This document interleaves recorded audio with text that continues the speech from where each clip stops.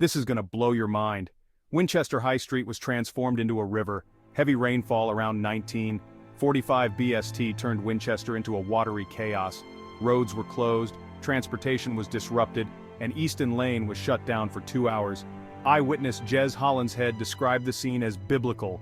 He recounted leaving a pub as torrential rain pounded the streets, forcing people to wade through ankle-deep water.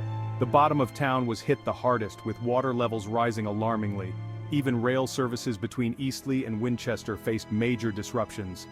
This event underscores the sheer power of sudden, heavy rainfall and the crucial need to heed local authority warnings. Stay safe out there.